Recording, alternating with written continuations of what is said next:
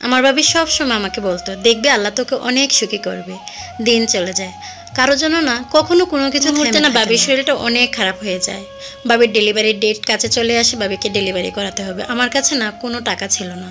তখন আমি আমার পাশের বাড়ির এক ভাইকে নিয়ে আমার এক্স স্বামীর বাড়িতে গেলাম। আমি ঘরে যাইনি, বাহিরে দাঁড়িয়েছিলাম।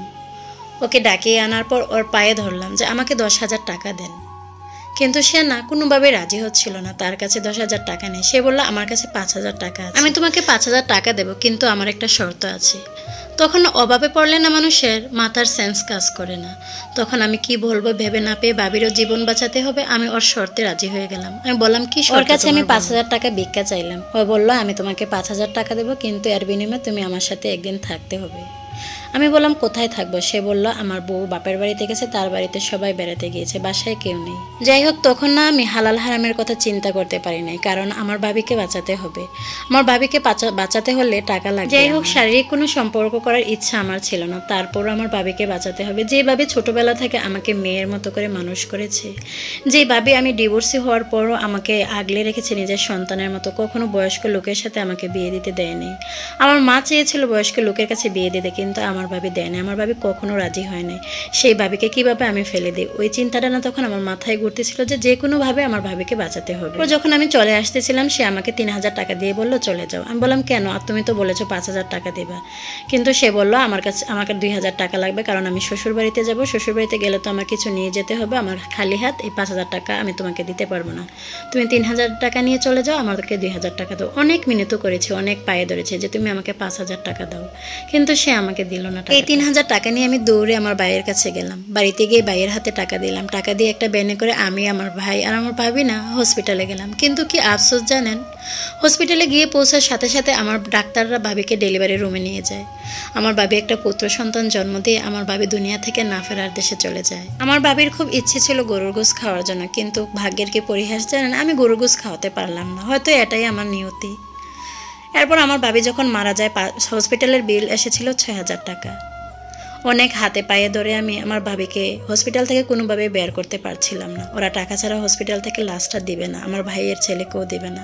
এরপর গ্রাম থেকে চাঁদা তুলে কোনোভাবে আমার ভাবিকে হসপিটাল থেকে বাড়িতে নিয়ে আসে। ছেলেটা খুব কান্না করছিল, আমার চোখের পানিও যেন বিদ্রোহ করছে, চোখের পানিও আমার আসতেছিল না।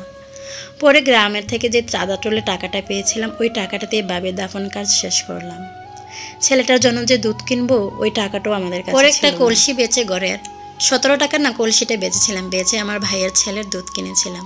অভাব যখন দুয়ারে দাঁড়ায়, তখন প্রিয় তোমার সুখ ভুলেও না কাজে বের। মারা যাওয়ার 2 দিন পর আমার ভাই কাজে যায়, আর কাজ থেকে টাকা নিয়ে এসে আমার ঘরে আগুন জ্বলে। টাকার অভাবে 4 দিনের কুলখানি না মিলাদ যে বলে, ওটাও না আমরা পড়াতে। ভাবি মারা যাওয়ার পর আমার শ্বশুরবাড়ির লোকজনগুলো বলেছিল, যাই হোক মরেছে ভালোই হয়েছে, অনেক মুখ চলতো ওদের।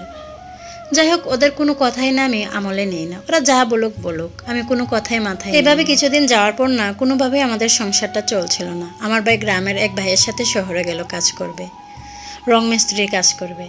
যাওয়ার পর আমার ভাইকে প্রতিদিন 150 টাকা করে দিত। আমার ভাই সপ্তাহে একদিন বাড়িতে আসতো। বাড়িতে আসলে যাই পেত টাকা, কিছু টাকা আমার হাতে দিয়ে যেত সংসার চালানোর জন্য। এখানে একটা ঝুপড়ি ঘরের মধ্যে আমার ভাই আর কয়েকজন মানুষ মিলে থাকতো, আর আমি আমার মায়ের কাছে ভাইয়ের ছেলেটাকে রেখে মানুষের বাড়িতে ধান শুকানো, মরিচ শুকানো, সকল কাজ করতো। এর মধ্যে ভাইয়ের ছোট ছেলেটা নিউমোনিয়া হয়ে মারা যায়। টাকার অভাবে তার চিকিৎসা করতে পারিনি।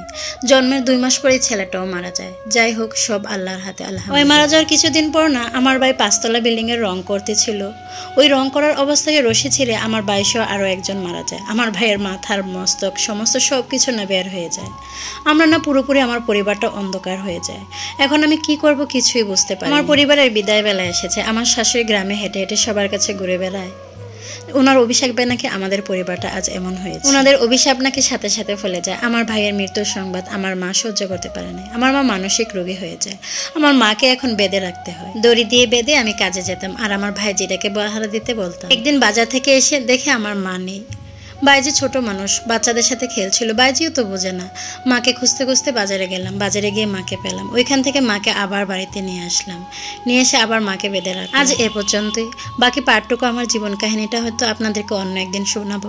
সবাই যে যেখানে থাকবেন ভালো থাকবেন, সুস্থ থাকবেন। আবারও দেখা হবে নতুন আরও একটু ভিডিওতে। আল্লাহ হাফেজ।